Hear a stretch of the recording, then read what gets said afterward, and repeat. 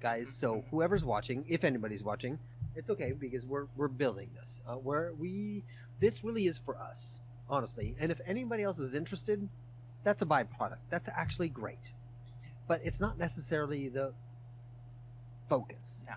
It may be in the future, but we were really doing a conversation.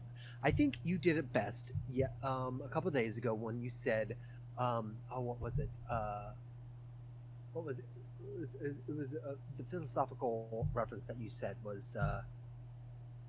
What did you say? I don't know. You put me on the spot now. Like, yeah, no, I am. I am. It No, was no, just genius. one thing. To where it was. So it was. It was like when it had to do with like almost Socrates or something like that. Oh, to the where it's like- Socratic method. like, thank you. The Socratic method is where it's like we are talking because like the conversation for which we are having is important. It is the synopsis of that conversation. It was not exactly verbatim what Mr. Entropy Swords said, but yes, that's what we're doing here. And if you guys glean anything from it, that is a nice little byproduct. But one of the things that we're really doing is we're having the conversation. Like that's the important thing for us. We're having really a conversation to put it forward. Put it forward what we think and how do we assess the information that we're understanding in our actual reality in this moment. And that's I think the most important thing. So with that said, let's let me go look at it Look at it. Sure, sure. and make sure that we're making an impact. There we go. I see it online. And I hear my voice. So I'm happy. I'm going to shut it down. But do you hear my voice? I do. I hear you both. Oh, good. Yeah, I hear us both. Somehow we got it working. Somehow it works. Somehow. Good job, dude. Like, so that feels good. So let me pop out. Let me. How do we do this side thing? Do this. There we go. All right, cool. You have So the dock this makes me feel comfortable. I do. Oh, I good. don't. I mean, No. Can't get the dock oh, up. good. Wait. I don't like this microphone cable here. And then let me reroute. That's better. All right. Not sure that I have episode 3. Wait, come on. Fuck. Oh, I shared it with you. I'm pretty sure. Oh, did you? Share. Hold, please. Yeah. He You're an said, editor. wait for it. Wait for it.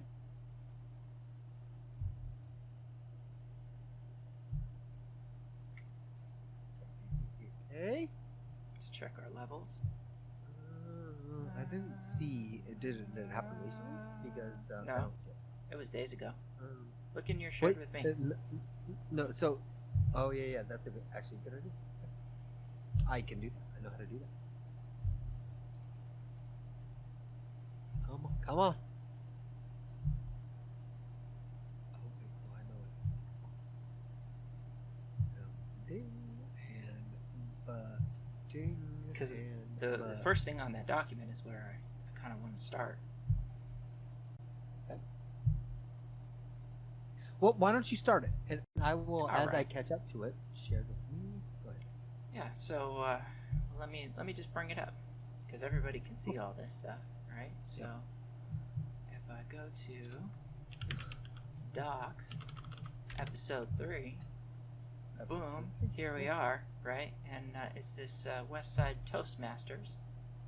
Perfect. Oh. So, what made you want to have that as the thing that you want to start with, sir? Well, this Like, is does kind that this is sound kind like- of a nice summary or a condensed version of what Uh-huh. we've been sort of circling around, which is the ideas of thinking, right?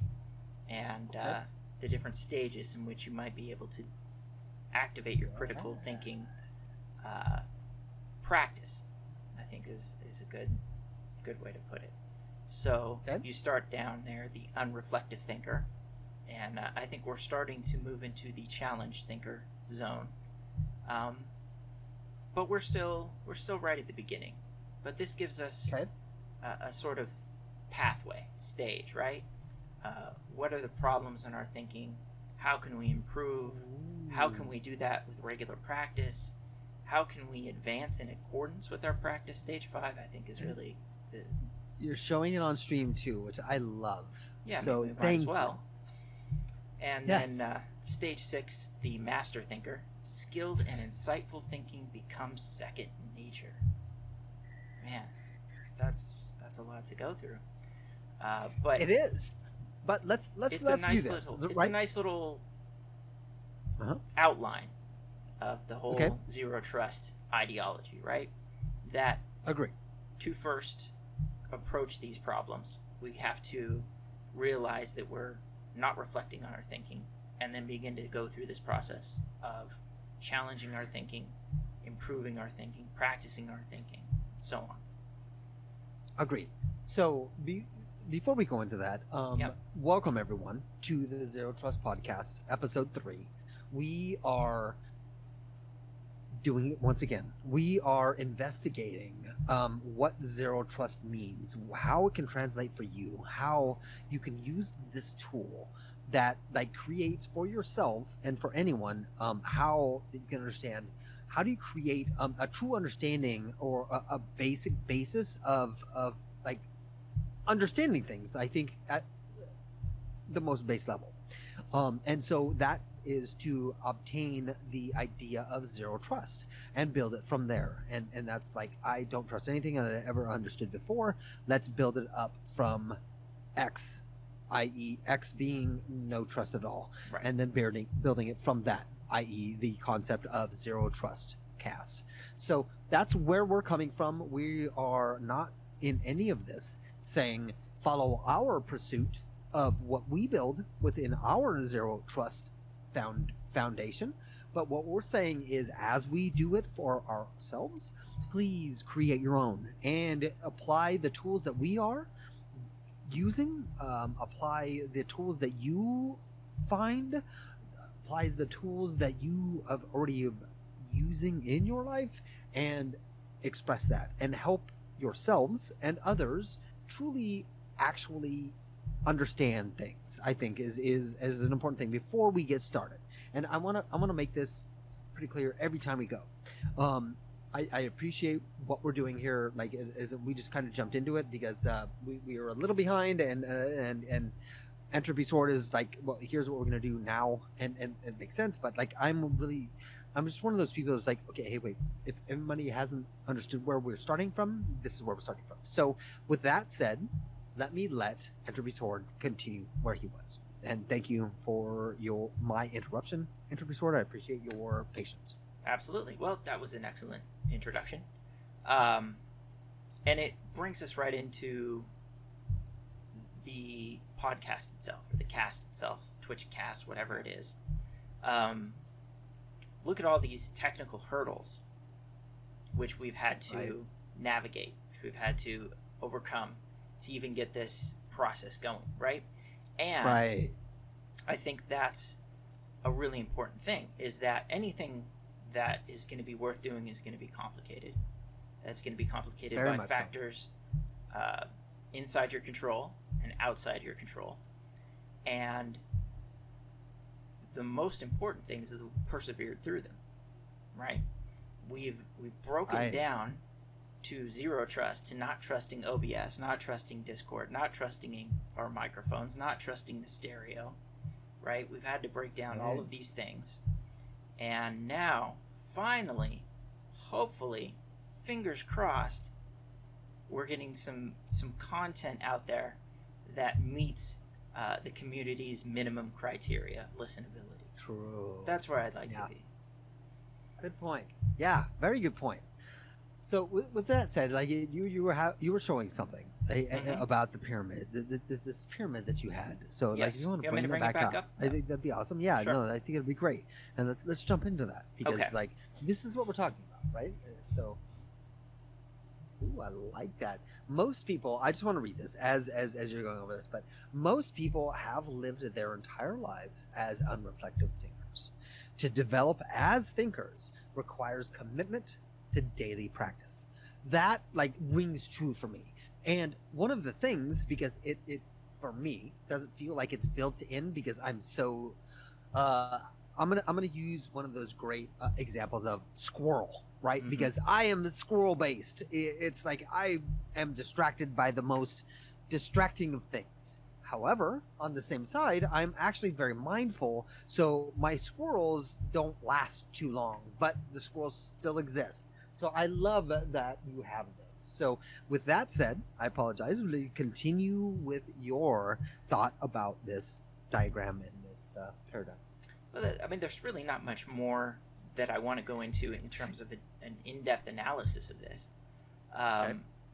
other than the fact that you have to do the practice and you have to maintain the Right. mindfulness, right? So I Right. think Yes. we're in complete agreement.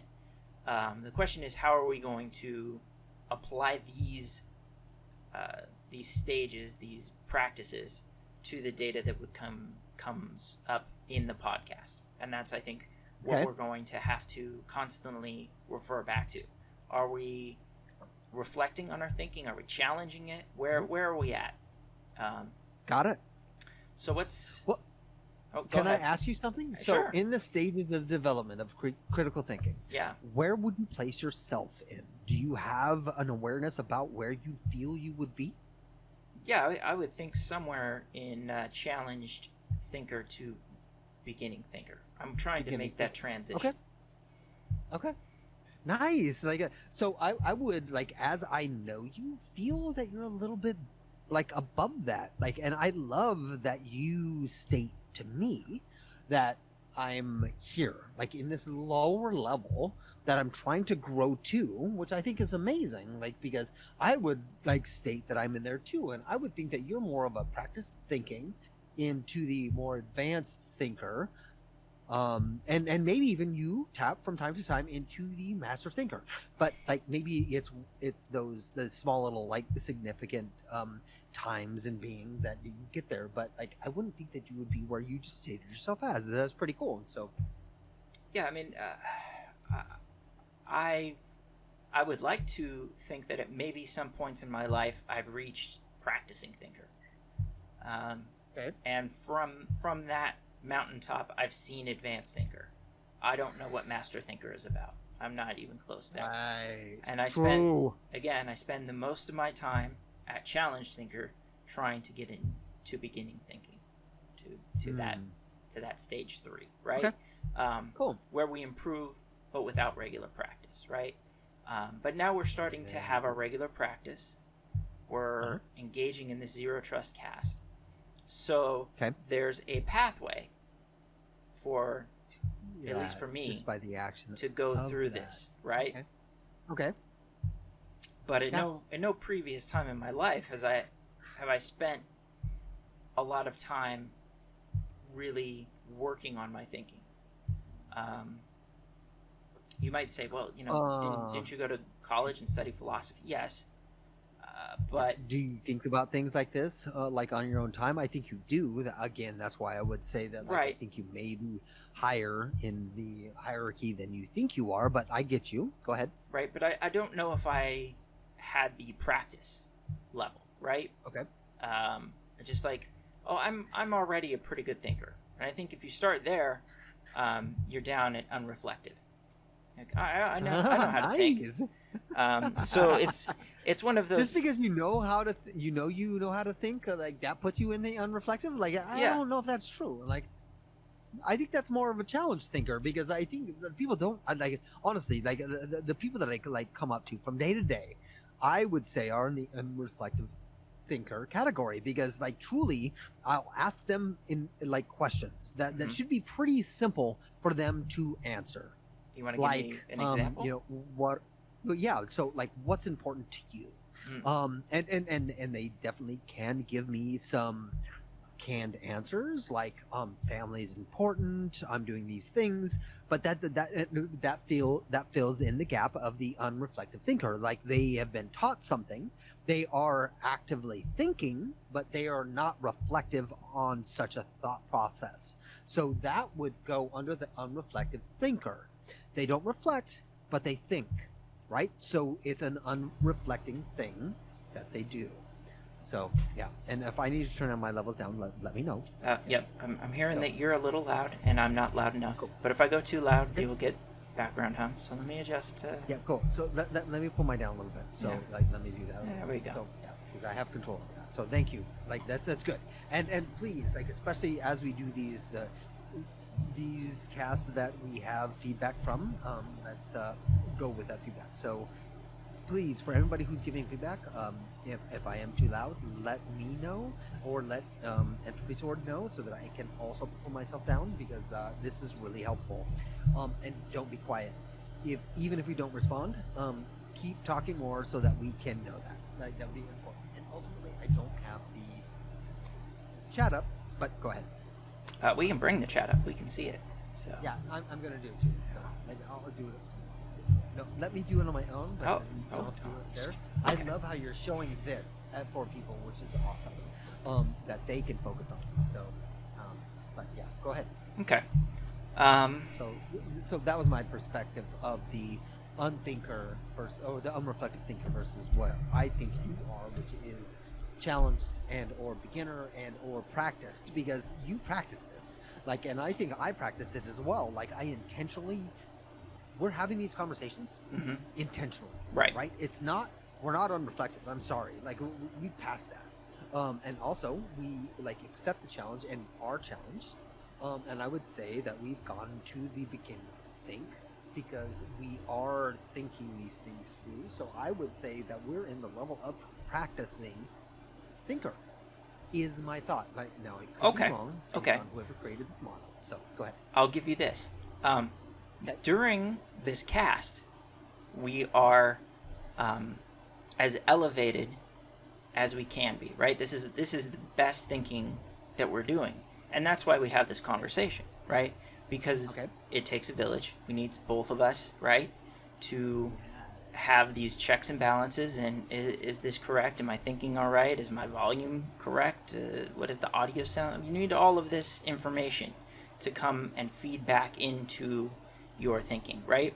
The unreflective Right. thinker doesn't take in any of that. A challenged thinker hears it but doesn't know what to do with it, right? So we Okay. are in the practicing thinker in so long as the dialogue is maintained and we're both on the same page, right? Yep. Agreed. Okay. So, but I was just challenging you, I think, on where you saw yourself. But let's continue on. And that's another portion of, I think, what we're doing here is truly trying to engage what is thought, like what is beingness, what is ability. There's so many things I can say, but yeah, it's a bit. Yeah, it's we're trying to practice the Socratic method as much as possible in our day-to-day lives, and the information that we receive through all the various forms of media. And then all of that stuff kind of gets built up in our heads, and then we're now sifting through it, right? In the same way you pan for gold. Right. Is there anything that kind of is shiny? Oh, look, that's something that we want to pull out. And I think the one thing from our preparation discussion that popped out was the Ray Kurzweil quote, which was, "The future will not resemble the past." So Right, I yes, want to so talk let's go about into that. Yep. Good. Yes. Why do I think the future will not resemble the past? Okay. I gave kind of a roundabout answer to that, and I want to go into a little bit more detail, especially now that this is the official podcast. So there are these tendencies, which if you look in history, are noticeable in how slow they were and how fast they are now, right? And that's basically the rate of technological progress, the rate of the increase in which our society is changing and able to adapt, to create new information, to manipulate information, to manipulate the world around us. And we started out with only our minds and our bodies, right? On the African plain, there were these proto-humans who were, let's say, genetically pretty much identical. And by that I mean, if you could take one of these people and transport them through time, raise them in our modern society, they should be indistinguishable, right? They're driving cars, they're flying airplanes, they're working computers. There's nothing that they can't do mentally, right? The brain has developed, but soak those trained portions in, right. Like So they're a thing to do with something, right. But what they didn't have was what we kept talking about, was the memetics, the ideas and the forms in their brain, which allowed them to deal with all these things, right? Because you can't just be like, all right, fly an airplane. Well, you have to know so much. You have to have so much knowledge about how aerodynamics works, about how the controls of the plane work, right? All of these things have to be embedded in your psychology and come from your culture, right? You don't just know how to fly an airplane. Your culture teaches you how to fly an airplane. Right, exactly. So, to get back to the future not resembling the past, although we're genetically still kind of those same hunter-gatherers living on the plains of Africa, we now have this huge memetic technology inside our heads of everything that we've learned, all this information that we've taken in, which we now have to run a zero trust check on, right? And we have all this external technology that supports that and is produced by that memetics, right? So the knowledge of how to build an airplane and how to maintain it, all of that is an external memetic system which has been created outside of our heads, but came from our heads, right? Came from just human thought going through these processes. Why do I feel this like thing when I move my hands? What is that? That's air. Okay. Right. Absolutely. What does that mean? And so we're now reaching a point where the memetics, the society, the culture are far more important and powerful than our genetics. Okay. And that means that we're at a boundary layer. And that boundary layer is, when will computers be better at this sort of thinking, at this sort of manipulation of memetics and culture than we are? Okay. That's the singularity. Okay. Well, so yeah, is that what that is? I think that it's one of those things to where it's like, I think people get that there's a change happening. There's a change that we're going towards that seems to be something will happen, something big, but it's like the weird thing I'm getting stuck on is like is it like something that will take us over? Will it change ultimately the way that we truly live life? Because there's so many things that have affected the way we live life, but not fully like how we live. Because it happens in small ways. Sometimes it happens in large ways, especially if like if you woke up from a coma with a 20-year difference, like that, you would be like going from not having to access computers to all of a sudden you need to know how a computer works and type into a fucking console computer-wise and enter all the data in versus expecting mail, which is a huge leap. So like, what is that leap? What is that next thing? I don't know if it is like it may be, and I think that's a good questioning thing. Well, we talked about all the things that it wasn't, but had been sort of proposed, right? We started with the idea that when a computer is smart enough to play chess at a superhuman level, we'll have AI. And then we're like, well, not really. All it can do is play chess. and then we Yes. said, all right, chess is limited, and it has certain. Yeah. Yes. So here's the thing I'm going to say for that. Right. It's the higher framed and reference level things Mm-hmm. that you can apply to culture that I think that we look to for that. Right. Because like not everybody plays chess. A Mhm. very few small amount core people, not core even, but like a small like subset of people play strategic games Mm-hmm. like chess and Go, right? Which are those two games that were the ones that were the last bastion of what an AI can show to us as humans that they can be better at than us, Mm-hmm. because they would not like have the um, what's the word I'm looking for is um, it's not an expansiveness, it's a flexible. It's a flexibility Mm-hmm. in the what you can do with a concept, right? But again, those concepts, i.e., games, have rules, which that's the only thing with which they can operate under.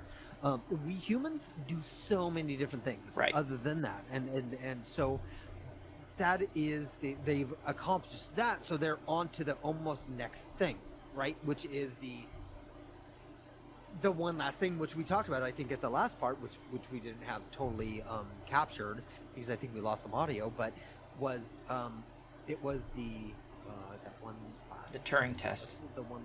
Thank you, the Turing test. Right. How do you find an inauthentic human Mm-hmm. passing itself off as a human being? Right. Right? How can it prove to you that it's a human being just like a human being is? So that's where we're at. That's where we're at. So Well, we're not quite but, there yet. I want to back us up a little bit. no, we're not. Yeah, we're not. Go Right. ahead. Go, chess, all these were so-called perfect information games. That means that I can see the entire board. My opponent can see the entire board. We both know everything about the game. We both know all of the rules. We both know the position of every piece. Right. There's a second type of game that humans play all the time and is far more relevant to the real world, and that's imperfect information games. Like, say, for example, StarCraft. Now, StarCraft you've played StarCraft, right? I have a long time ago. Okay. But yeah. You understand the general idea is that you don't see Yes, but I don't you don't feel see the that, whole like, map. it has more of a randomness to it that is like surpasses Go. So like Mhm. I think that's the thing that we're going to use as an example of like how it's even better than the previous examples we just talked about. So please like break what I'm thinking about. Right. Yeah. So not only is there more randomness, or there's more of a possibility space.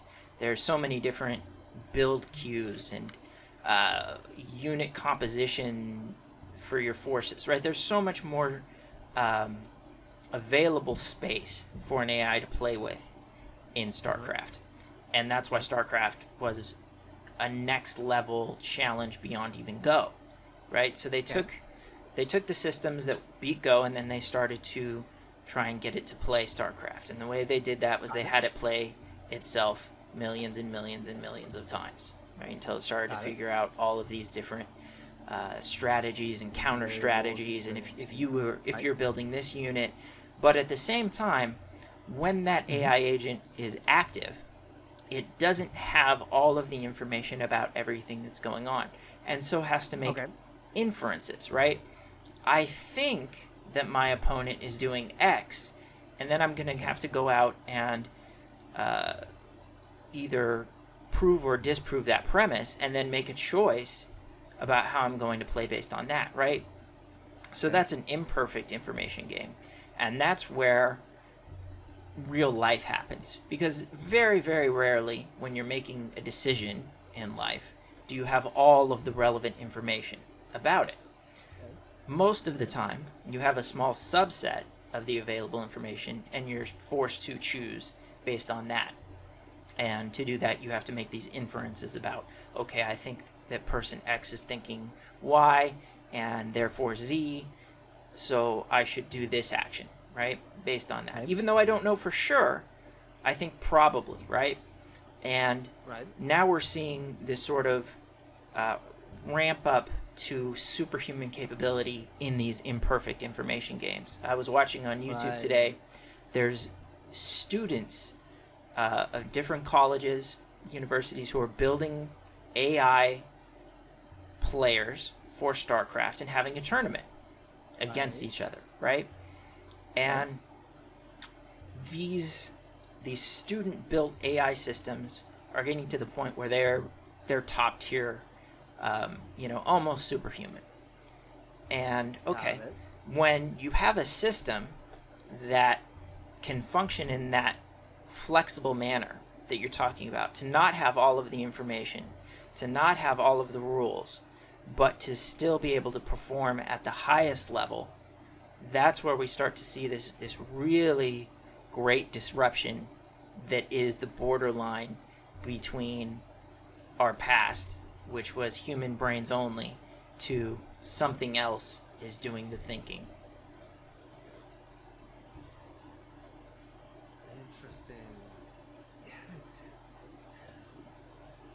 Yeah, like I get it's so weird, right? So because what human beings have pushed them along this trajectory of evolution, right? Like I don't know if I agree with that, but I think this at least makes more sense than just the AI going like, "Oh yeah, I'm gonna do this because I fucking need to do this." No, they don't. Like it's like we did it because like it's some of the things that we've been doing for a long time, and it's a natural progression. So it's so funny when I think when we feel like so many people are like, oh my god, AI is going to take over us. It's like, why? Like who built in that like immediacy of designed overtake? Like unless they did, unless there's some such driven MO within that like infrastructure that we create, they're not. Like they're doing it, I think, just like we evolved, and that it would take a little bit of time and some like not break fix, some logic success fail ratio, right? Like that would affect it.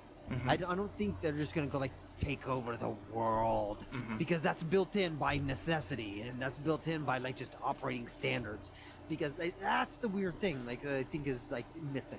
So like I get what you're bringing up, but like it doesn't feel like all of a sudden have this other like form of intelligence, AI, that all of a sudden has an awareness and has an ability and has a desire to go, okay, all your bases belong to us. Yes. Right? Like that doesn't feel like that's a thing that is just a you got the key word in there, and that's desire. Okay, what's that? Okay, cool. Why would you assume that an AI has any desires whatsoever other than the ones that you programmed into it? Right. Right? You have no...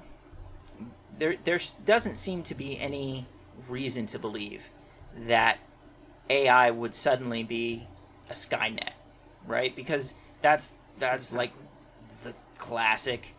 And then the AI decided, you know what, fuck humans, I'll blow them all up. They're just too dangerous, right? That's a huge leap, but it's a really great storytelling. It's a great narrative. Yes. Yet we love as humans. That we love as humans, right? And we'll talk about narratives maybe a little bit, but that's always been the dominant one, even from the beginning of the idea of what a robot is a replacement, right? Something that will supersede humanity in every way. Okay. Now, that doesn't have to be the path. Agreed. That's just one of many possibilities. The more likely one is another one that we talked about, which is a sort of merging between biological and artificial. Artificial isn't a good word. Post-human, right? Post-human intelligence. Go ahead. Okay. In the idea that you could have in your brain implanted electrodes, allowing extremely high bandwidth conversation between you and some other system, whether it be a human being who also has an implant, or just a computer system, right? And that uplifts you to a superhuman intelligence. So what would a superhuman intelligence that has the basis of a human want to do? And probably the same things that we want to do now. Okay. Maybe. Right. It's Maybe. interesting. Yeah. It's yeah, but it's. I don't know. I don't know where to go here, right? Because this is really hard. Because that leads my mind into so many different spaces, and it leads it into is like if you create this thought processor Mm-hmm. or this thought thing, in a space, and you let it evolve on its own, or you guide it, right? There's Mhm. so many different ways it can go. But ultimately, just like we are as humans, like we all just like end up differently, like regardless of our like parents or not. Like I think it really like even like there's nothing to be said about how when you have a kid, like it's going to follow the pursuit or any pursuit of someone in your family or Mhm. something after that, based on whatever. Like there's many things. Again, so this is one of those things where I love how we as humans go like, oh, we know where we're at. Yet again, some of the things that was like nature versus nurture, we really are at a standstill in that. We're like, we've known about the idea, but we really have not made any progress, honestly, and it sucks. Also, again, about just the ultimately the idea of what the brain truly does, and the parts of it that are truly important. And maybe we do, but maybe it's been hidden. But like, it doesn't feel like that. It feels like we truly don't know because it's so fucking complex that we can't wrap our idea or our like bigger processing around it, and we don't have a group of people that are like that interested in it, which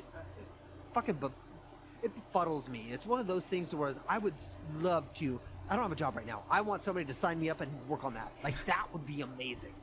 That sounds fucking fun to me, right? But it's one of the fun foundations that I think we need to look to as humans and go, let's look at that, right? Let's look at how can we exert our presence on space, right? Other bodies of space, like how do we get into space by like space travel? I think Elon Musk and other people are doing that, but I don't think they're doing it because inherently they want to like really like endeavor to pursue what the fuck is out there. I think they're doing it because maybe that, but also what we can get from that is some type of monetary gain from it. Mhm. Because apparently that's the only thing that drives us, which like I get that, like in the short term I get that, like maybe we can't see our shorts from the clothes we're wearing, I don't know, but Well, yeah, this sorry, takes I'm us not really like- nicely back. It seems like Okay. we've gotten way off stream, but yeah, this agreed. this takes us really nicely back to our original pyramid. Where's our thinking level at? Where's that AI's thinking level, right? Because that's what you would want to start to look at. If you had these sort of general intelligence, generally strong intelligence, you would want to see where it is in its thinking hierarchy. Let me bring that back up, right? Okay. So, how do I just open it? That one? No. Oh, it's here. There it is. So, where is the AI right now? It's somewhere way down here, right? It's not doing any sort of thinking, right? It's not even conscious, I think. Right. But it will approach this unreflective thinker. Well, it will be able to think, but will never think about how it thinks.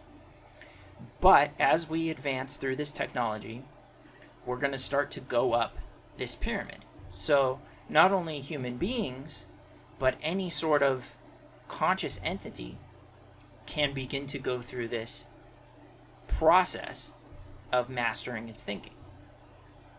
Okay. And that's the interesting point that we're at, and the reason that the future will not resemble the past, because in the past the only beings that were involved in this pyramid were the gelatinous masses in our heads, our brains, right? That was the only Okay.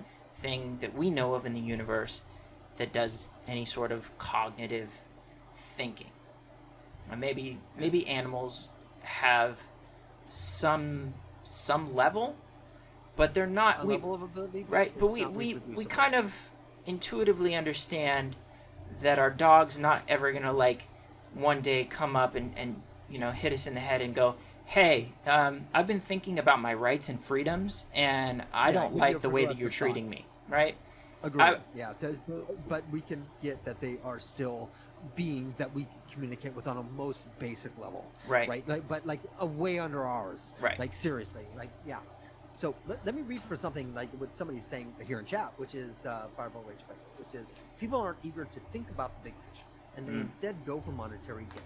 So because of mortality, which is I think a great point to like come from. Because of mortality, if a man can never die, he wouldn't feel the need, right, or push towards progress. That's my inference there. Because he can experience everything eventually. I don't know if I agree with that, but that's a good statement. There would be no need to get things done sooner rather than later. So yeah, that's a good point.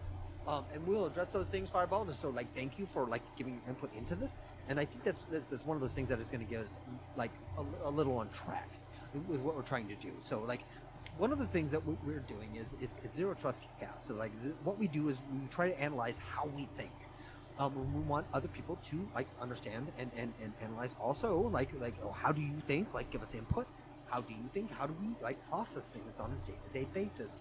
And how does it affect how you deal with things? And so some of the things that Entropy Sword is really bringing up is the I think one of the concepts we're going through tonight, because every time we do one of these, and this is our third one, and unfortunately we had a couple of issues before, but like this our third one is focusing on what did you say? Like you said Entropy Sword, you said it's you used that quote, nothing is going to be like it was in the past. Like, how did you state that? The future will not resemble the past. The future will not resemble the past. So let's get more clear on that. Like, Okay. I loved that. So let's bring that up again and state that a little bit more clear. Okay. Right. So one more time.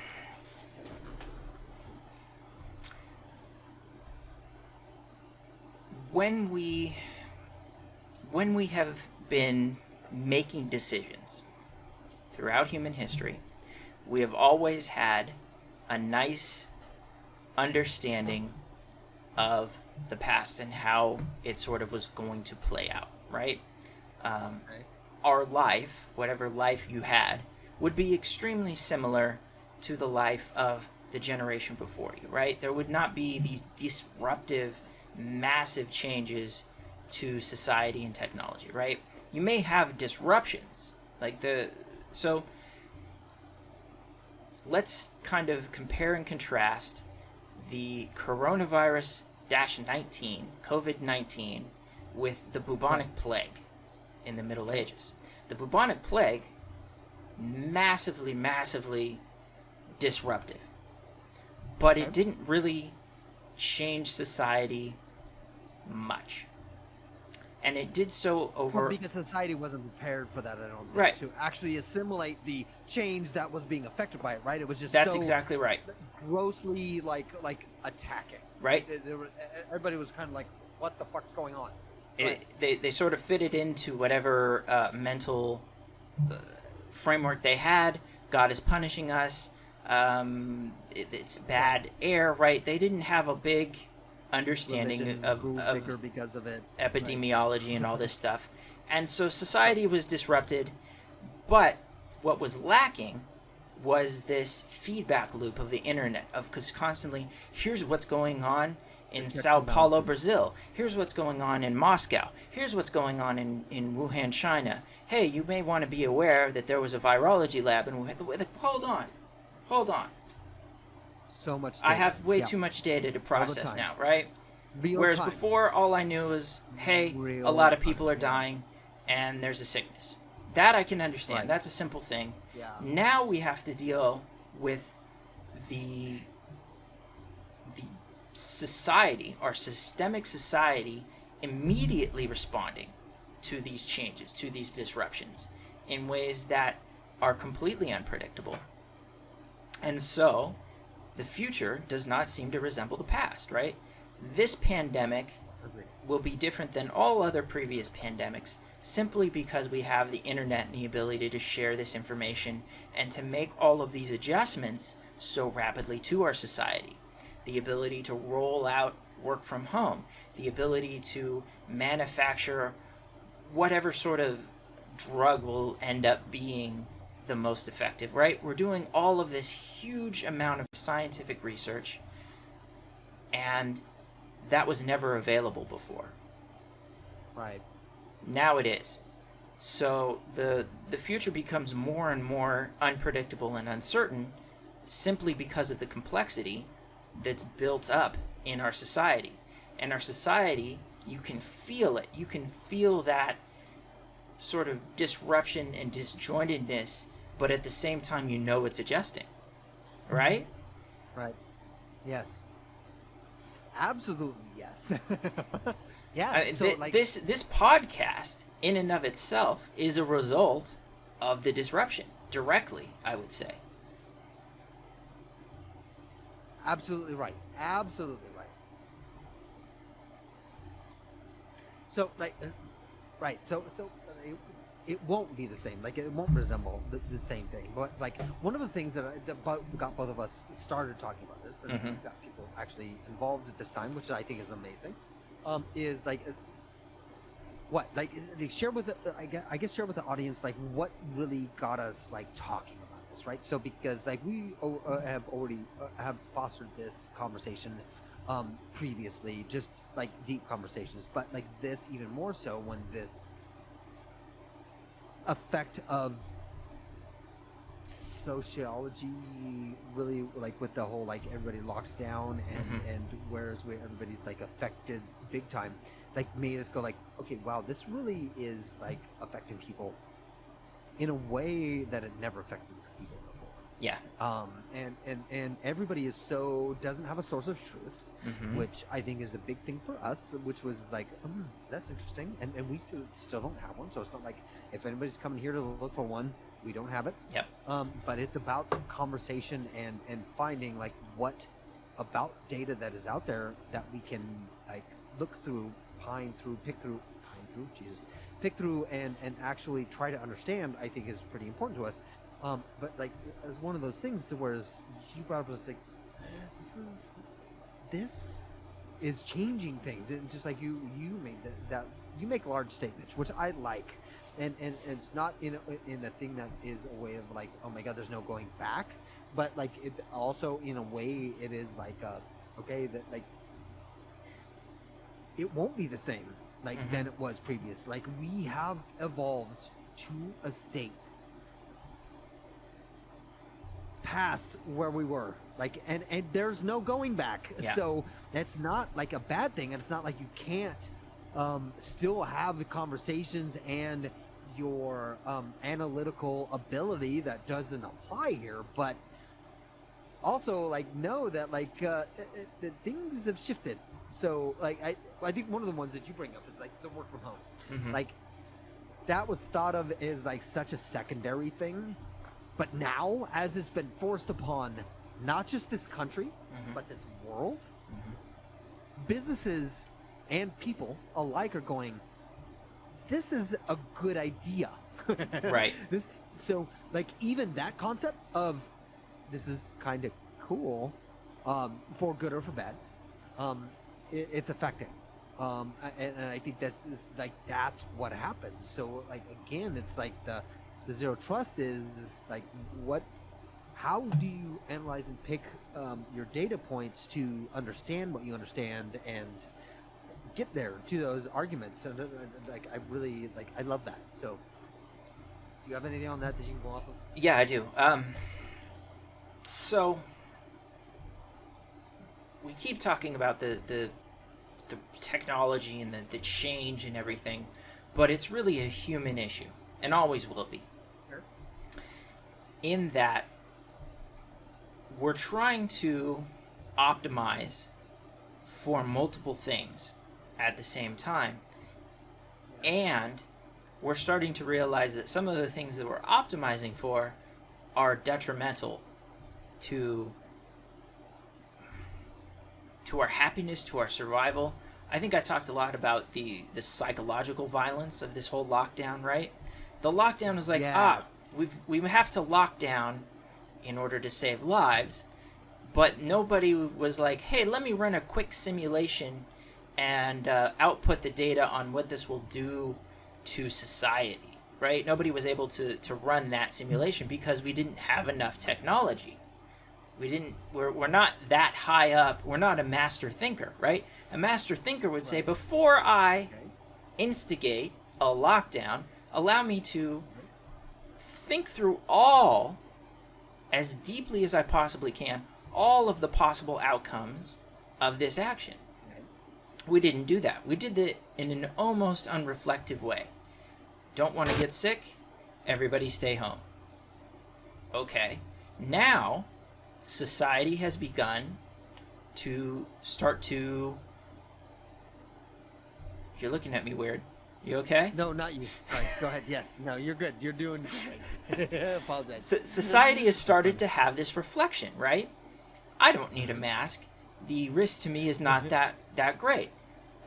It's more important for me to have my individual liberties than it is to protect other people. All of these conversations are starting to happen, right? And everybody has a side, and I don't want to go into any of those sides. But I want to point out that reflectivity is happening, and it's happening rapidly. Right.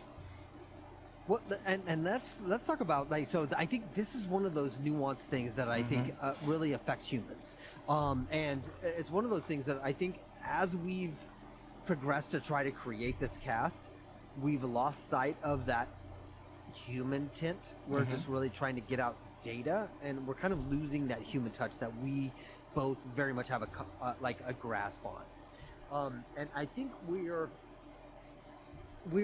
failing to give like truly. All right, so I'm gonna reconnect and say to everybody that's watching, like, we care intensely about human significance. We care about human possibility. We care about like what we are doing here in this life. I think it's interesting because one of the things that Entropy Sword stated to me back before, and we're gonna go over this, and we're gonna restate this in this cast tonight. He stated that, and it caught me off guard, but he stated that there was a sense of psychological. What did you say? It was a psychological. No. Psychological. Psychological violence. What I said. Psychological violence. Yes. So when everybody experiences what happened during this change, people staying at home that they weren't used to, like maybe even if they liked it a little bit, but then it was unsettling, and then it was like, oh my god, what the fuck am I doing? I didn't realize that violence is a great word to use for that, and it's not like someone did it upon them. It was just a thing that occurred, right? It was because that's what got me, was like when I heard of like psychological violence, I heard like somebody was doing that to me. And so that's when I said, like, I disagree with you, Entropy Sword, you're wrong. Like, that feels like somebody portrayed something on me specifically, and that's not necessarily the case. So with that thought in mind, that truly did like sink in a little bit after the conversation, and now I sit with that and go, like, that makes sense. Because why would so many people have the reaction that people are having? That makes sense. Like, if then you apply it to it and then you see the outcome of what people are doing, that seems interesting. Okay. So, like, I think it's interesting that it happens, but, like, why? I think that's what we're investigating, right? Like, how do you create, how do I say this? How do you truly analyze all of this data? Because, again, there's nobody in this world, like, that has a stable datum that anybody can give that says, we're science, we're scientists, we are in the medical industry, we can give anything that we know anything about it. What we're hearing is maybe this, maybe that. A lot. We're not hearing anything of foundation, which I think is fucking crazy, and it's pretty funny. So, yeah. It's well, not funny. I'm sorry, it's not funny at all. It's actually quite scary, but like it's. I find it funny because we can't actually have any type of, with all of this transition and ability that we have made with all this technology, we actually don't have answers ish. That is At maybe all. the biggest part of this psychological violence, is that Okay. we built up all of these systems of society, of community, of culture, in order to protect ourselves from the randomness and danger of the world. And then here comes along this little virus with its RNA package, and it's short circuited all of that to such a degree that everybody was like, hey, wait a minute, I better get back to my fundamental assumptions. Not everybody. Like maybe. Some of Yeah, us. because it may just be an excited level of a flu. Like ultimately, It could now, be. I'm not, guys. I'm not saying that I'm debunking how important this virus is. It's not what I'm saying. But also, nobody can truly say what it is. Seriously, still. That's Go the ahead. that's a Sorry really to interesting interrupt. point, is that it doesn't really matter how dangerous the virus is. All that matters is the actions and the perception that those actions were founded upon, right? So the perception was, however it got created, that it was extremely dangerous and required a large adjustment to how we live and how we conduct our daily lives, right? Agreed. How did Yes. that come about? That is a very intriguing question. Absolutely. Let's apply this here. Sure. Right. So, Graham, you're a very discerning person, Entropy Sword. Okay. Maybe. So, like, the interesting thing was like we can hang out.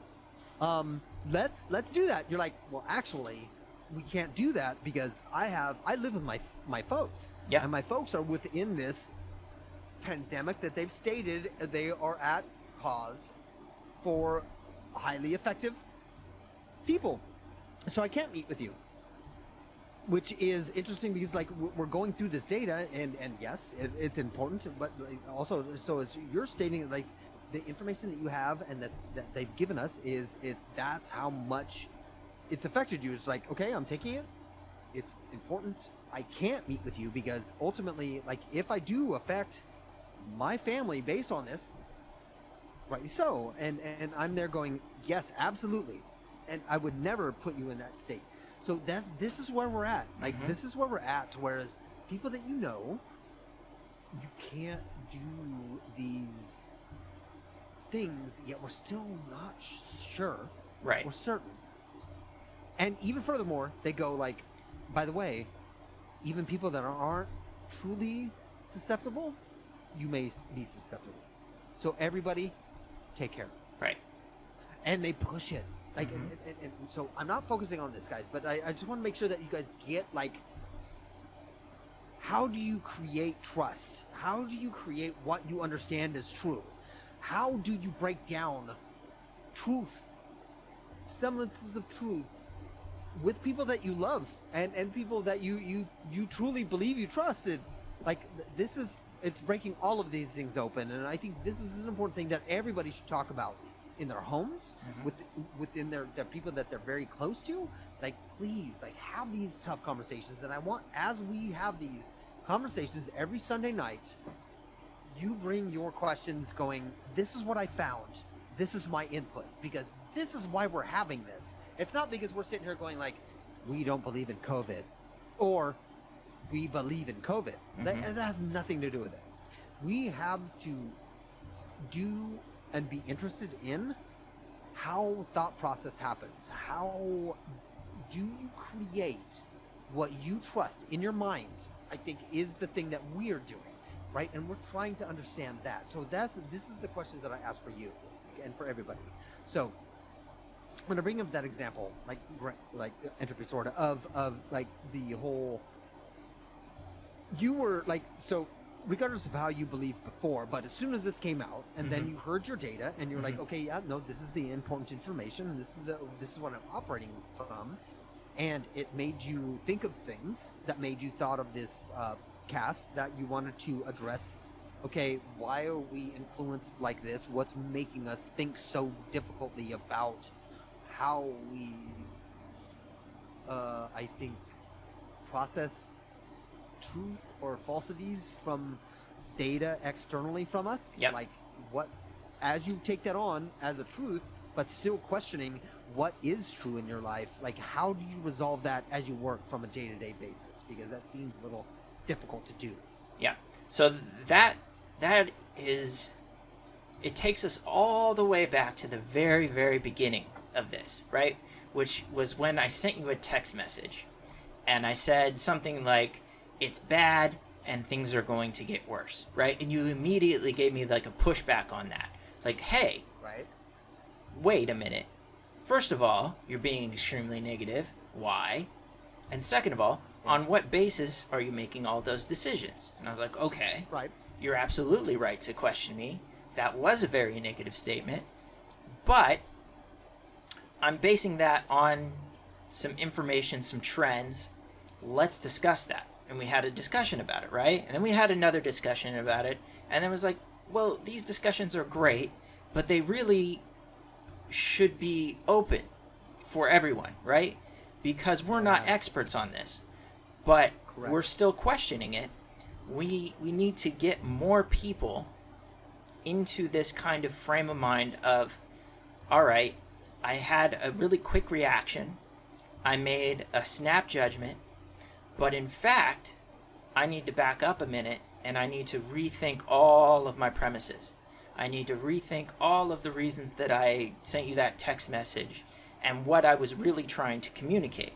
Because a quick text message, as we both know, is so easy to misinterpret and to put in whatever your biases, your cognitive biases, onto that, 140 characters, right? That's why Twitter is like this crazy thought stream, is because it's limited and everybody's like back and forth bouncing the ping pong around until nobody knows what's what.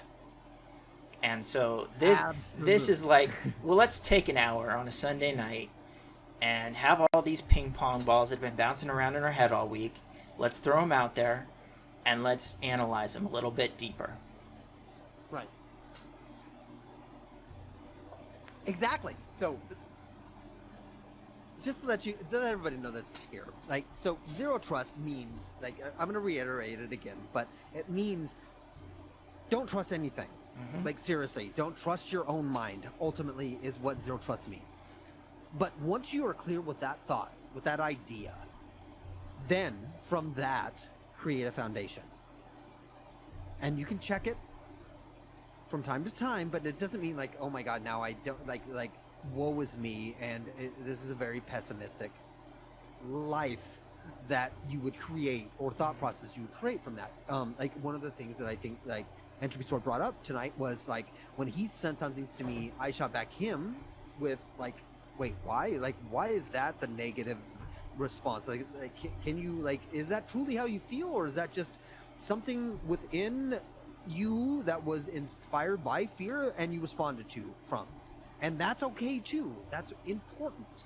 Like, those are things that we want. Like, I'm sorry, I want. And I look to everybody, and I think, like, also, like, I know Entropy Sword does too, because he, like, from time, he will respond going like, let me check that for a minute. I don't know. Or he may be like, no, actually, I did that intentionally, and I was okay with that, and I just wanted to rile you up, right? And so, like, but be clear about your intentions, all of them, all of the questions, all of the thoughts that you have in your head. And we go into these things more. So we have a couple of episodes up already. We're kind of going into, even though we started a little late, we're kind of going into our hour, but we're still going to talk a little bit longer. But I want to get you guys a little bit more involved, and I want you guys to be able to show up more, because this is important to us, and hopefully it's important to you. But even if it's not important to you, we're going to be here every week doing it. Right, Entropy Sword? That's absolutely right. Because Absolutely. the process is the product. Right? We're not trying to advance any sort Sell of anything. narrative. We're not trying to push any sort of product. All we're trying to Right. do is sort of tease apart all of these little things that happen in the world, that are created in the world, and we want to blow them up, right? In terms of explode them. Right? You ever seen like an exploded engineering drawing, where Yes, all I the love that. pieces and Yes. the parts get pulled out? See How does all that yes, little you stuff see work? Specific things. Right. Yes. So we can do, and we've talked about this, we'll do arcs on many different things and try and pull out as much of this stuff as we can. What is AI? What is Right. the singularity? We want to talk about cryptocurrency and the blockchain and things like that. These things that are becoming more mainstream, entering the greater consciousness and the greater culture of society, and say, hey, wait a minute, who actually is advancing these narratives? What are their biases? What are they trying Right. to accomplish? Because there's always that element of, I said this for a reason, right? I wanted to do that for a reason, whether it was to make money, to convince somebody to do something. There's always a reason that these pieces get Right. put out there. And so we're trying to deconstruct them, see how they work, and then from there find the parts and the pieces that we want to pull in and use for our cognitive machinery and our processing. Yes. And so that's why we do Yes, that. see- And Yes. Go ahead. it's only going to be effective if we can broadcast this out to the world, right? If we can get other Right. people involved in the same process. If 100,000 people watched this podcast and really started doing deep thinking, the world would change. I guarantee you that. That's a strong statement, but I'm willing to make it. Yes, I am backing you 120%, and add that by exponentially times 1,000. Like, seriously, like, so I know that people are here, and some of the people know me. Like, I know you guys know me, and thank you guys for supporting. Like, I appreciate that. But like, Yeah. I want you guys here not because you support me. Here's what I want. Like, I want you guys to actually enact what you think is important to you. What questions do you have Mm-hmm. during this situation that we've experienced, during this, what we're going to consider this event in time that has affected the whole world, not just America, which I'm from and which Entropy Sword is from, but not everybody is from. So, like, I know people in chat are not necessarily all from here in America. Like, why? Like, you're affected. Like, you're affected in the way that your cognitive ability to, like, dissect information and truly understand what you're being fed. Mm-hmm. So, do you know, like, in any way, a good way to, like, move forward with the information you have? Do you feel like you are informed within your government or within your society, and you feel you can make good decisions based on them? I don't. And I don't think anybody does. And from what I've seen, I feel that's true. So if anybody can debunk that, please put that in chat now. That'd be great, because we will talk about that now. But I don't think that's going to happen. So I think what would be great is this is what that's about. It's not about, like, breaking down what's happening here now specifically within COVID or within anything that is happening specifically, but like, how do we, this is the time for us to understand, how do we take in data? AI is on the cusp of truly advancing. Mm-hmm. We're also hearing that apparently we're being affected by this virus that we don't know how it augments. Let's have this, like, let's have a good conversation, okay? Let's get used to dissecting and having a good dialogue with, like, analytical thought. Like, that's what I want. That's what I want. Not some fun sidelined, like, shit talking and shit posting, right? Let's actually have conversations. Mm-hmm. That I'm down with. So if anybody can do that, like I'm like, bring it. Let's go. That's what's important to me. Like that's what I want to stand for, and I think that's what we're here to do. So we are going to bring more things in. But like, what do you feel like for your sentiment here, Entropy Sword? What do you feel? So this comes back to the idea of memes that we sort of started to explore just a tiny bit, right? That there's all of these pieces of information and framework within which that information works, right? That we can start to delve into and to pull apart and see how it's working. And right. It's everywhere, right? Memes are everywhere on the internet for a very good reason, because they're these like packaged viral systems of self-replicating thought. I read this on the internet, so let me tell you about it. I read this on the internet, so let me tell you about it. I read this on the internet, so let me tell you about it. Well Wait a minute. said. It's almost like a way to express without truly having to own that. Right? Yes. It's almost like a, hey, I feel that. Wait, but do you? Like, do you feel that? Like, do you actually feel that? Like, that's the thing that I want. Like, do you feel that? Like, do you? Memes and propaganda. Absolutely, Amy. Yes. Like, way to put that up. Absolutely. But they are also information. Like propaganda is information. So how do you deconstruct that? How do you take in the important information from the false information? How do you actually go, like, from what you said, from what you memed, from what you put forth, what you actually stand for, in jest or in truth, right? Clearly, because there's a lot of truth said in jest. So memes, I was going to say the exact same thing, are still information. Go ahead. Yeah, no, I mean, that's absolutely true. All memes are propaganda. Almost all communication can be pushed into the idea of propaganda, right? We're almost always trying to push whatever viewpoint or idea to the other person. That's the whole reason we talk. Right. Like, I believe X.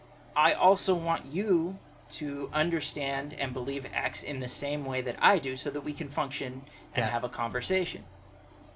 Right. Memes allow sort of a step away, a disownership of that. Like, oh, it's just a meme, it's just a joke. But it still contains...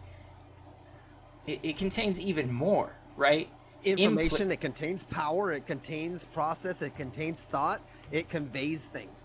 I think Fireball put it really well. Memes can be a way of expressing something dangerous without completely personalizing it to yourself. Yes. Absolutely.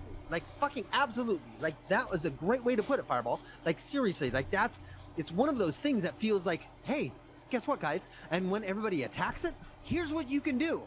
Oh, that's not me. That's a meme that I put up. Oh, it's just a meme. It's just a joke. Go attack that. It's just a joke. Guess what? This motherfucker gets to be over here and go like, yeah, attack that, yeah. Even though this motherfucker put it up there. Like, okay, so there you go. That's what we do. Good. I get it. We get it. This is not what we're doing here. What we're doing is actually trying to understand data. We're trying to break down those processes that actually are data, that actually are things. Zero trust. I don't trust your meme, right? Because you're just sitting aside, not trying to communicate. Maybe you are, maybe you're passionate. So remove your meme, right? Like, show up for yourself. This is what we want. Like, these are what we need to do as people. We need to represent something. I'm sorry, that's a little bit more politicized. It's not about that. It's about like what, in the search for truth and understanding, like, how do you strip away the meaning from a thing that people are trying to sidetrack you from? And that's, I think, why we're addressing mnemonics and memes. So go ahead. Yeah, people love to do that. They'll love to say what they really mean, and then when challenged on it, say, it's just a joke. Yeah. Okay. Side point over there. Yep. Yeah. But the fact that there's so much of this hidden, implicit content in the memes, right? And the more that you immerse yourself in that, the more of the content you'll see, right? If you just see the Kek, you know what the Kek frog. Kek is That's Peppa, but like. Well, yes, but help me, because some of the stuff I don't understand. Kek was an Egyptian god, a frog-headed god. Interesting, right? So we could do like 4 or 5 episodes on the history of 4chan, memeing that particular thing, the power behind those imagery, right? Yeah, right. So, but then these hidden mythological, recycled, repurposed ideas, memes, bubble back up to the surface and get recontextualized by people and used, not even knowing all of the history. And they don't need to know all of the history, but that history still comes along with it, even if they're not aware, even if they're not consciously aware. And still affecting. Yes. Right. It's still affecting, especially with mythology and visualization that, like, I think like carries over the years, and I mean long years, right? Mm-hmm. Like, when there are imagery that has continued to last from before when we were born and continue on past, like those are really impactful in ways that we don't even understand, I think. Because when we see things, we ultimately think of something, which I think it's amazing. It's like when you can see imagery, and that's why I love mythology, because it speaks to me when I see it, and I don't know why, and so I have to sit there and I have to look at it and go like, wait, why is this so affecting? Mm-hmm. Because there's something there. But I am one of those people that like thinks with that. A lot of people don't. They just go like, they just continue on. They go like, yeah, that's this, and then it's like, don't even question. Right. And again, what we're doing here, zero trust, question everything, question those things that you've built in, the structure, and the what is it called? It's, a person operates out of something that they live on, they operate under like every day of their life, right? And until you question that structure and break it down and rebuild it, like you are susceptible to that poor structure, and it's susceptible to being augmented by other people that know about your failures within that like uninvestigated structure. I think like I'm using very bad terms, guys, but like I am very like in the moment type of person, and it's just the way I see things in different ways, and it may not translate. Like I'm not a psychologist or anything like that, but like it's the way I see things. So go ahead there, mister. Let's slow it down a little bit. So there is and always has been in human society the use of these memes or these ideas for control and conformity of people, right? Laws, governance, norms of behavior, right? What is it appropriate to do? What is it not appropriate to do? Right. All of those things, for the vast majority of time, were sort of unquestioned. They were just sort of the firmament in which we were embedded. And now there's been so much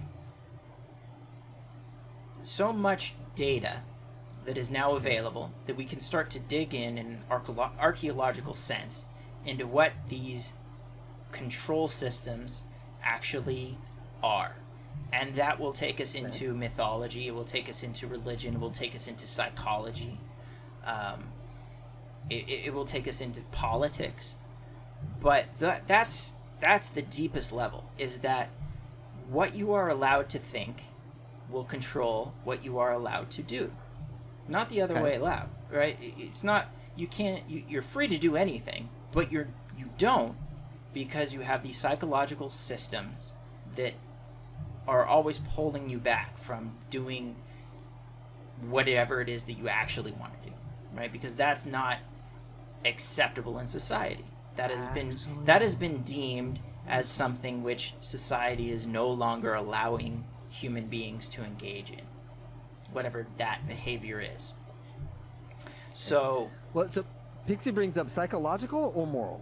Like which one? Like in that, like specifically, there are other questions, but like specifically in that, like psychological, or moral. Like it's an interesting question to bring up, but like I That get where is, you're yeah. going, and I get it's more of a larger picture. But like, can you answer that? I guess as all right. it comes up. It will be presented, these systems of command and control, as morality. I want to say that Fine. there is no set in stone morality, right? There's no Right. man in the sky God who is putting down this morality. It's rather something that we've built up. And God is the idealization of that morality. But every culture has a different idealization of what their morality looks like and how their society works. So I would say, yes, it's definitely morality is the stick, right? Right. I think I'm going to add on to this for you. Sure. Entropy Sword. I'm going to say like it's a moral system because that hits the masses, because then that affects individual people, which are psychological. Right. So moral, masses, Mm-hmm. psychological, individual. Okay. So that's how it goes. It's like it's a hierarchy, which is what I would say. Like now, it's just an immediate thought. Like, and I have not thought through it too much, but like I would say that that's how that would be affecting. I love the question, Pixie, but like that's where I would think. Like, and that's what we're trying to like also understand a hierarchy of things, which also we should be questioning is like what is the hierarchy now. Also, I believe that we're running into a. It may not feel like it, but I'm going to postulate this. We're actually going into a better time in human beings, because we, in no other time that we have experienced in this past, have we pulled people out of abject poverty Mm-hmm. with technology more than we have in today's society. Yet, do we only hear about all of the negative things that go on within social media in the modern world? Absolutely. But like we are seeing so many things happen positively. Mhm. So that's where I would just go back to the yes, morally specifically, like it's affected by morality, and that affects the masses. Then it eventually trickles down to the psychological, especially the ones that aren't psychologically strong. And that's why we're having this conversation, because I believe. Hold on. Go for it. I don't like that you use the term psychologically strong, which implies that there are people that are psychologically weak. There are people. There are people. Not because. Go ahead. Yeah, go ahead. I would like to say that there are people with different levels of development of their. I love where you're going. I kind of want to Where are you be. going? I want to be a little Jungian in this, in that there are people Okay. who have delved into their subconscious, into their imprinted psychological nature, and understand it, Uh-huh. and there are people who don't, right? That doesn't make you strong or weak. It just is awareness, right? A psychologically strong person has maybe a greater awareness of their weaknesses and how to mitigate Right. them, Oh yes. rather than being like somehow superior. Like I have psychological superiority. No. Yeah, that's not what I meant. But yeah, what I meant was that they may be put down because like one, they have never had the ability to be able to be educated Mhm. or advance their ability to be psychologically healthy. Like that's Right. not what I mean. Individual, right? Again, moral. Like again, I was breaking down what Pixie was asking, and it was like moral affected first, psychological, personal second. That is the hierarchy with which we are affected. Right? Right. If we didn't have a moral basis to push us down, right? If you removed religion, some things would actually go haywire and not be actually great, because it wouldn't give people a drive to do things. And it also would affect psychologically, individually, the way that people can survive and thrive, that didn't have any direction and couldn't create direction interpersonally, because a lot of people cannot. And ultimately, I couldn't, like, as I was younger, I could not, like, it was better to be driven by other people. Mm. So, yes. I think that's where I was going. But no, I'm not to say that psychological superiority is like something that they were imbued by at all. It's they may have been cut off from the ability to have that, and that's what we're gaining more access to. Is everybody's gaining equal playground to psychological freedom. Yep. With the internet. And I think that one of the resources that is available for it is this, our conversations tonight. Yeah. Having that open discussion, having people here talking about it, that's important. Like that's what I mean. Mm-hmm. That's how it translates. So that's what it means. Yeah. This is one of the few things that I've tried to create that's not entertainment. And entertainment is everywhere in our society. It's probably one of the most valuable things that we have, especially as rich Westerners. We are always looking for better and more entertainment to be entranced by, right? To be taken out of our standard normal existence and put into thought process, right? Put into a new thought process. Uh-huh. This is educational as much as I can make it, right? So it should be entertaining enough to watch, but it should be more challenging than your standard Twitch broadcast, right? Your standard Twitch broadcast is just something for you to just sort of I'd like to watch this guy play Skyrim, or I really like to watch Fortnite, and Minecraft relaxes me, right? That's not what we're trying to do. We're trying to get you a little riled up. We're trying to get you a little challenged. I want you to be like, wait a minute. At least 3 or 4 times. Motherfuckers. Yeah. At least 3 or 4 times every sentence. Wait a minute. Okay. Did Graham really say that? Go ahead. Does Entropy Sword truly believe that? True. All right, well, let's do that. Let's go into all right, guys. Like you guys have been wonderful in being here and inputting stuff. So we're gonna go over some of the things you've said. Okay. All right. So I'm gonna go back up to where Fireball Rage says, I think the reason people will plant a meme and run away instead of saying for actual conversation is because they know they will be tumbled down upon by people who don't want to converse and instead just want to be right. Okay, that felt a little like both of them like wanted to be right, but like I think I kind of get what you're talking about. Like, do you have any input on that there, Entropy Sword? Like, do you have any input on that? Yeah, I do. We're going to Pixies next. Go ahead. So, keep asking questions, guys. What is the number one? What is the number one adversary of this podcast, of this discussion? The troll. Okay. Right? The troll is the person who comes in, drops the most controversial, mimetic statement that they can, and then goes, ha ha ha, and runs off, right? With no intention of ever actually engaging in real discourse, in real, like, I want to have a back and forth conversation about whatever it is I just said. I just want to come in and drop this, and then everybody will get upset.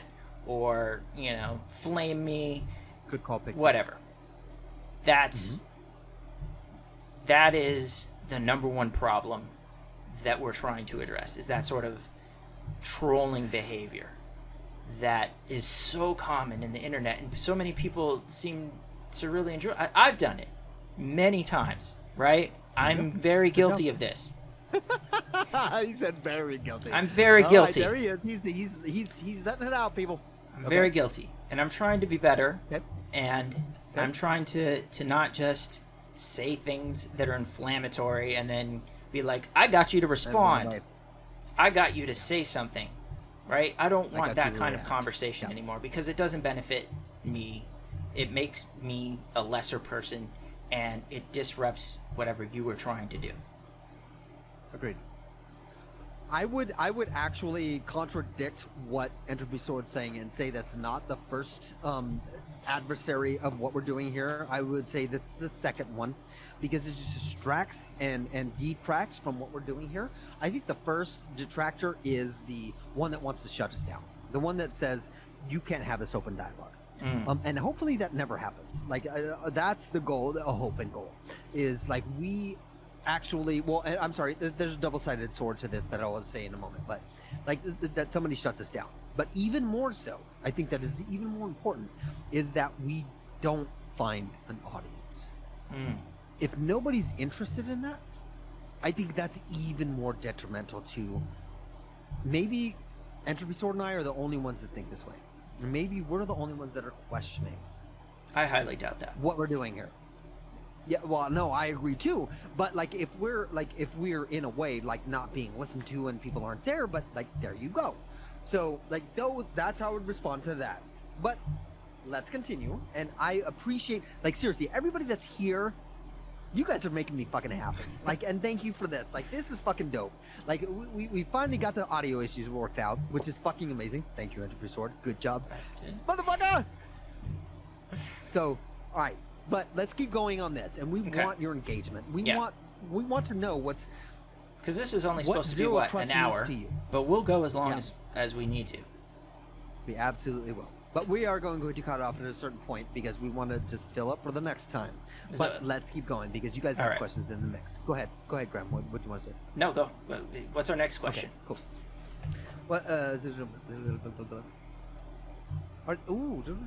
Wait, Pixie had it right. If you don't put trust in anything for cohesive or true proven facts, then how then do you not become the individual who is wrongly educated on a topic? Questioning is good, but at what point do you lose sight? I think she meant, do you lose sight of the horizon? That is a great posed question. Would you like to field it there, Entropy Sword? Sure. So I would sort of go with a Buddhist, or maybe a Taoist response to that. That anytime that you think that you have truth, that you have a direct view of the horizon, you're in some way being misled by your own surety, by your own certainty. Now, that doesn't mean that you never act or you never do anything, right? But you always act with that sort of asterisk in your head that I'm acting on these premises, these truths, which I've decided to accept, but they could be false. I could be misled. I could be wrong about them. And I'll have to come back and check. Right? You can never get to the point where you're like, yes, I know the truth about X, and I'll never have to check X again. I'll always know. That's the kind of pushback that I want to give on that. Yeah, you're gonna have things that you're going to trust, right? I'm going to trust that this podcast is working because it seems to give me all of the feedback. I've got my green thing, and when you speak, I see your green thing, and you're engaged. I'm engaged, but I could be misled, right? I could be wrong about this, so I have to back up. Wait, oh, okay. What do I need to do to make the podcast work? Or I could be absolutely certain that the sun will rise tomorrow. That's always a classic one, right? Very sure. 99.9999999% sure the sun will rise tomorrow. But there are circumstances that would prevent that. Yeah. Agreed. So it's I want to take it a step further. Yeah. Yeah, go ahead. No, go. Well, all I was going to say is that whenever you approach that 100% certainty, that's when it's most critical to evaluate why you are so certain about that thing. If you're like, I'm 50% certain, that's a good place to be, right? 75, even better. 99, worrisome. Why are you 99% sure? Right? You have to have a lot of evidence and a lot of backing data to get to 99. Interesting. But so I'm not going to fight that because that's an interesting conversation in and of itself. Which I'm not going to go into, but I appreciate that. Like, and maybe we'll do that in one of ours because maybe we'll break that down into specific cast about that. But I just want to add further on that it's like I think you can still have sight, like Pixiness. I think that's a great question. I think you can still have sight of what the horizon holds for your pursuit of truth, without losing the ability to assess. I know if you don't put trust in anything, you're feeling like that's tied with the end of the horizon of like focusing on result, but that's not. Like I disagree with that. Like that equals that. Like I just don't like see that. So I hear you, but like also like that doesn't mean that just because your pursuit makes that true. Like that's not true. Like that's just not. Just because you want it doesn't mean it is. So like I get the desire. I get the focal point to continue to search for. Here's a great analogy. You can always seek to hit 100% in anything you do. Always knowing you will never hit 100%, but you will always pursue 100%. It's what we do to pursue something so good, so grand. I think that's one of the things that I think is a contradictory like pursuit result in humans, which I think is amazing, and no other being that we know and can actually see and scientifically prove. So again, this is what we're talking about. Like, question everything. This is why this is called the Zero Trust Podcast. Don't trust us. Like, bounce it off of us, and at the end of the day, go back to your home, shut off your computer, sit in your bed, meditate, smoke some weed, have a drink, do whatever, and think about what you think about. And how does it resolve? But do it again the next day. Keep doing it every day. Like, let's just keep doing it. But that doesn't mean that like the thing that you're pursuing in the horizon doesn't like cease to exist and cease to be pursued. Like, just keep making that thing true. Like, I think that's the thing. So like, it doesn't mean just you don't have any like proven facts. I think we put a lot of heavy weight on facts. They're important. Please, like, don't let me sway you. Like, oh, Dave Dark's about like, no, fuck the facts. That's not what the fuck I'm saying. What I'm saying is like we kind of get lost in our pursuit in the weeds, right? We were like, oh, we can only have to prove things. What are you doing? Why are you doing it? Like, look at those things. I think those are important. So I think that's a little bit more of a thing that you need to like set aside and go like, okay, wait. Don't tie those things together. But I hear you. When you can't fully believe in something, how do you pursue a truth fact? I get it. Like, it's a conundrum that's weird. As I've grown older, it feels weird that like my idea of truth has shifted from when I was younger. I think sometimes I thought that the idea of truth was just easy, like something that you could obtain, and as soon as you obtained it, it was done. I feel now as I've gotten older, it's not the case. It shifts. It's different. As you gain more perspective, you gain a different thing. A different perspective. Thus, the truth shifts in the way you understand it. So there you go. Like, what is truth? That's a very good fucking question. Keep asking it, everybody. Like, don't take my word for it. Keep asking for it and keep searching for your truth, because I can't tell you it. I think only you can, and only you can resolve it. And that's what we're here for. That's what I'm here for. I want to hear other people break down my perceived truth to give me a better truth. Please do so. Please do so. If somebody can break something that I hold so dear and break that phenomena and it grows me, fuck yeah. Bring it. That's what I'm talking about. You can go. I was wondering if we had more questions, or we definitely do. Let's keep going.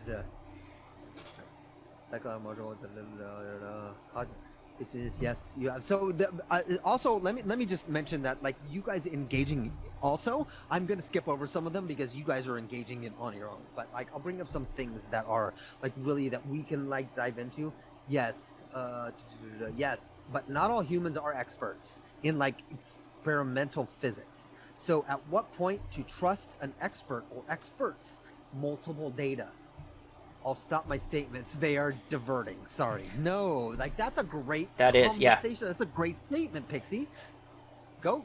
Like, it seems like you have a thought on it. Yeah. So what we will fall back on as much as we have to is the scientific method.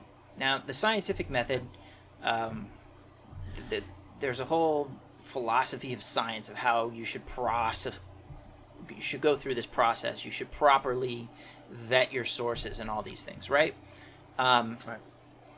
And of course, you can't be an expert on really more than one thing, if one thing, in today's modern society. Like, how could you possibly be an expert when this knowledge space is so deep? And so you have to, So large. yeah, you have to rely on other people doing things. But if you see a large group of experts and they all are telling you essentially the same narrative, then that's a good basis to accept their expertise. Not one expert, not two experts, 5 experts who all ran the experiment, and then a 6th expert who was like, that's bullshit, ran the experiment, and was like, actually, I have been convinced by this new information. When you see that 6th expert who was previously saying, no, I disagree, or I hold a different view, convert, change their truth, and come into consensus, then you start to say, okay, now I have not just an expert, but a group of experts with expertise who are telling me this one narrative that all seems to be congruent. Right. That's science, right? And that's our best method so far of pulling out the truth from reality. Right. I that's one of the things that I think, like, as we were talking, like, both I think Entropy Sword and I respect and appreciate a well thought out and educated, well done experiment with people backing it, that it can't be refuted another way. That's nice. That follows the scientific method, and it works well to prove a thing that we can take as a stable data moving move forward within progress of humanity. I think that's one of the things that science does for humanity. One of the things that we've run into recently is today, unfortunately, like with COVID and as the starting point, apparently nobody can agree on anything. There are some things, maybe, that they agree on, but not really. So that's again another reason why, like, it really was like, okay, wait, let's have a conversation now, like, because let's socially, like, connect and go, like, hey, what is everybody here that is agreed upon, that they say is okay, that they say is good, that they say we can rely on, and what are the things that we can pretty much go, like, no, we can't. Like, those are things that they disagree upon. So these are things that also we would like to, like, start building and gathering data sources, because I'm sorry, like, how are we not, like, investing in a scientific community that doesn't believe in that? So I always thought, like, science is a beautiful thing, unless it runs awry. And I feel it's running awry right now, because, like, now we don't have consistency. We don't have an agreement. What happened to the scientific community that disagreed all of a sudden? Like, why did that happen? So let's put that aside. We're going to deal with that another time. And go ahead if you want to say something on that, Graham. You sound like you wanted to. I really don't, because there isn't a consensus, and there is so much information out there that seems to contradict each other, that for us to make any statements, we're going to look foolish, right? I think our best bet is, if we want to delve into this, we can pull up a bunch of different sources in a later cast and start to talk about them. Right. So, like, I think one of the things I love, I already have people giving the ideas of why they would disagree, right? Like, because of money and the human condition and those things. Like, that's, I get you, but like for now, let's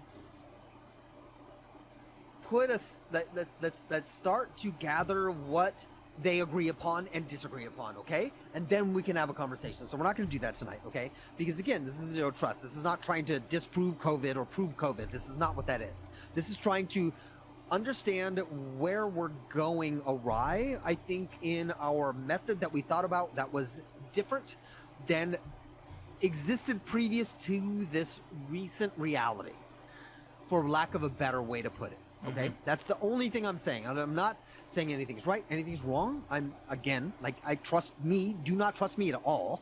Like, I'm trying to understand. So, like, if I was trying to sell you something and trying to make you believe something, I would say, hey, believe this, and these are my reasons why. It's not what I'm saying. I'm saying, let's gather evidence, people. But I want to finish what you guys are saying, and I want to wrap this up because it sounds like people are also getting sleepy and going to bed. So thank you, everybody who is sleeping. Like, go to bed. Thank you. Have a great night. Thank you for your input. I fucking love you for even being here and being a part of the conversation. Yeah, we appreciate that's what it takes so much. Absolutely. Really do. It's a part of the conversation. Let's keep having it. We will keep doing this, guys.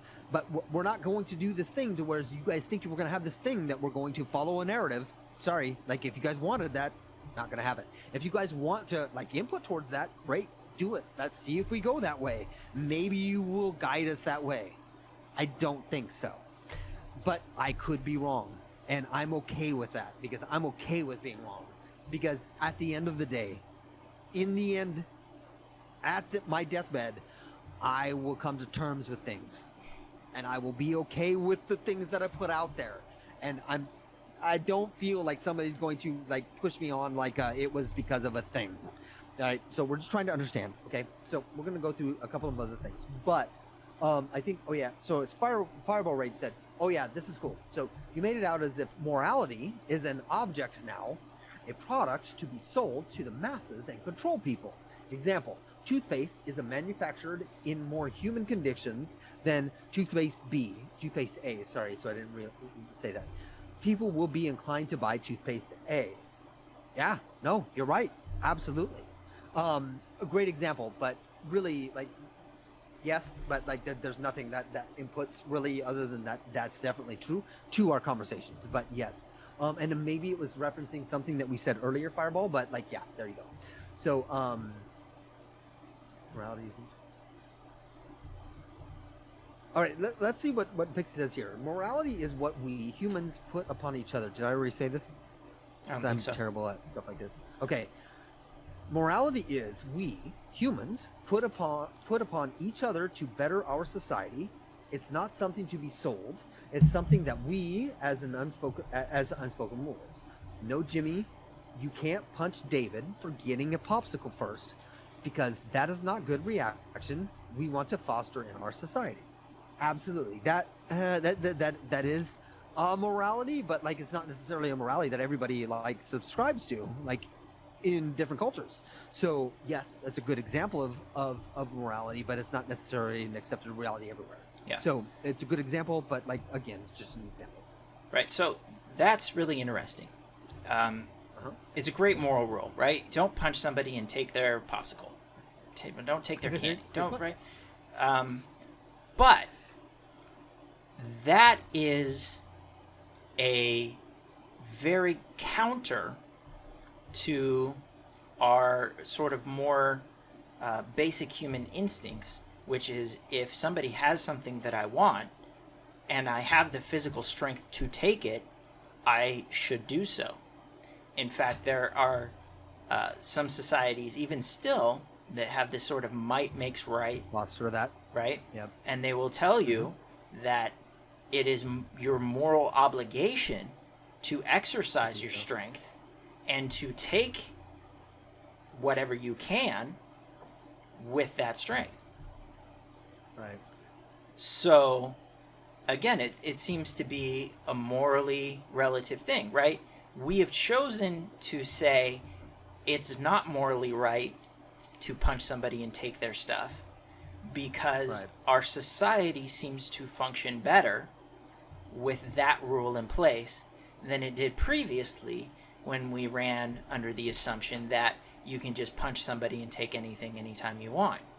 That has certain outcomes in society that were less optimal than those people who were like, hey, maybe we'll work together, not punch each other, not take each other's stuff, but instead say, you can have your stuff, I'll have my stuff, and we'll have some sort of fair exchange for when we want to have your stuff become my stuff and my stuff become your stuff, right? Laws. Or some battle royale Right. arena to where you can fight for things. Right. Yeah, exactly. But there's no reason other than the outcome of your society to say one is better than the other.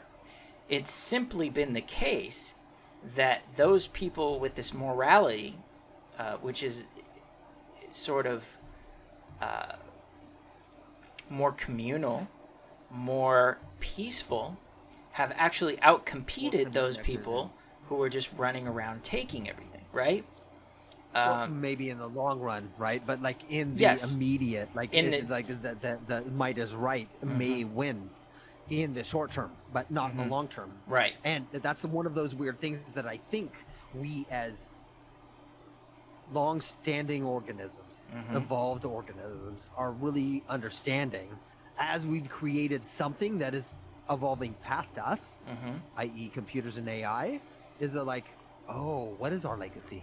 What do we stand for? Like, do we want to do more than just might? And I think so. So, like, but I don't know. This is another question for another day, and I think this is another topic that we'll get into. Let me throw a couple more out here and let's wrap it up. All right.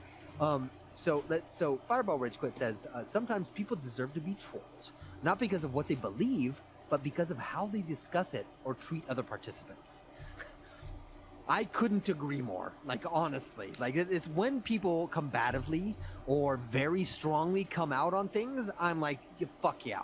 But also, like, when people also like don't do their work or don't have a strong backbone to give something and they get trolled and can't hold their own, absolutely same thing. So it's hard. Like, this is like, unfortunately, I just said might is right, not necessarily the best way, but also you kind of have you have to have, in a way, some type of strength built up, whether it's psychological, mental, some type of, some fortitude that has you be able to stand up to something else and fight for what you believe in that is contrary to what somebody believes. So yeah, but well said, Fireball. Like, there are some people that deserve to be trolled. If you can't handle the trolls, then what the fuck are you doing here? I want to disagree. I want to disagree strongly here. I love it. Ooh, go. So, I don't think anybody deserves to be trolled, right? There are people who are not engaging in the conversation legitimately, right? They're only there to incite or to damage the conversation, right? That's what trolling is. There's multiple levels of response that you can have to that. Right? The first response is just ignore them. The second response is engage with them. The third response is going to be what I want to term like some verbal jujitsu, where you take their attack and pull more out of them. And you pull them so far off balance that they're now engaged in an actual conversation with you, right? As a professional troll myself, that's the most dangerous thing, is when somebody is like, oh, actually, the most dangerous? For the troll, right? Because the troll only Why? wants to disrupt, and if the troll gets pulled into an actual conversation, and becomes engaged, right? They have failed at their trolldom.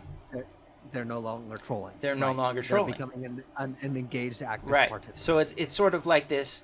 You destroyed their being. Right. If you go back at them and say you're an idiot, or you flame them with a meme and make them look really dumb, yes, then you have to reevaluate, right? But if you can get them to come in and say, hey, wait a minute, I actually am now about to think about the response that person gave back to me to my trolling.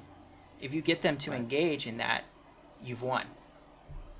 Right? You've overcome. You haven't won. but you've overcome the trolling and gotten to a point where you're in a conversation. Their status. Yes. Yeah, you've changed what they are, like, which is amazing. Like, because anybody that can change, and that's what I seek always. I seek to be changed by others. Like, that's my goal. Like, that's my goal with this. Yes. That's my goal with this, to have other people give me input, you as well, Entropy Sword, to have input that gives me new data. I'm sorry, any confident, independent individual doesn't need anybody else. But we're humans, so we need other things and other people that change us and grow us. So I understand that as a truth and as a thing. There are people that don't believe that they ever need help. I am one of those people. But I know I do. I know I need help. I know I need input. I know I change with betterment. Yeah. And I also degrade with negative input. So, like, I am as effective as the surroundings that I have. Yeah. Is my belief. And the data that I bring in. That's another reason why I'm doing this. That's why I'm seeking out zero trust. I'm trying to understand what fallacies I have in my trust system that I may have created that I need to undo to then recreate and make better. Yeah. More fluid, more capable to address other trolls, other people that have conflicting information that I don't understand, that I can help argue against and augment and change with, or change for, or change against, right? There's so many different ways. Yeah. So that's my ultimate MO. I think that's a great way that you use that. We can almost use a whole episode or two about that. So that's awesome. Like, seriously, like the changing of a person. But and like the Amy 55231, thank you. That what she just put in is, or what this person put in is, this is why I'm watching this. Like, exactly. It's why I'm here. I want you people to, like, give me input. I want you to challenge me. I want you to challenge Entropy Sword. I want you to challenge the system. I want you to challenge what's here. I'm not just because I'm bored and I need to prove people wrong and show how cool I am. Right. I want to actually be like, what is, like, fostered. I want to be, like, equipped with better material, with better tools to work with. That's what I'm looking towards. Like, that's always what I'm looking towards. Like, seriously, that's what I'm doing it for. So what we're doing it for, like, I truly, I can't know Entropy Sword. We had a conversation about this on our last prep episode on Friday, and it was we don't have this mind-to-mind meld. We're working towards that, I think. So we don't know how to express, like, truly what we see and what we experience. So you can't truly feel what I'm trying to accomplish and what I want to comprehend. But this is the best way I can do it, is actually do this with multiple people. Yeah. The more people, the better. Yeah. The more viewpoints, the better. Yeah, absolutely. So there you go. Yep. I think on that, we should probably wrap it up. Agreed. It doesn't look like we've gone any more. We've gone quite long, and my wife is calling me. And I probably need to talk to her. So, all right. This has been wonderful. Thank you, everybody. Yeah, thank you so much. Throw a follow. Like, we're going to be here every Sunday, but we're actually, probably even going to step that up, because this is just interesting to both of us. Yeah, there'll be more streams. The Sunday night is like the official podcast. I always call it a podcast, but I'm not supposed to. That's okay. It's a cast. You're fine. Right? It's the official episode. These get archived on YouTube if you want to check us out on Zero Trust Cast on YouTube. But there'll be more live streams that are just like open-ended conversations as we prepare for this. So we invite you to join those, subscribe, like, do all those things that social media says helps the algorithm find the people and do the stuff that it needs to do. But really just be here. Yeah. So that, like, for us to, like, help... I'm sorry, I'm going to be selfish. To help me grow. Like, just be here to help me grow. Yeah, be here that's to what help we're looking for. Entropy Sword grow. Yeah, you too. Go ahead. Entropy Sword, sorry. No, that's all. Thank you for tuning in, and thank you for your comments and your discussion, and we'll be back next Sunday. Absolutely. Love you guys. Have a great night. Much love and peace. Keep questioning everything. Trust nothing, and keep Zero questioning trust. that, and check everything. Zero trust, and build it up from there. Have a good night, everybody. All right. Good night.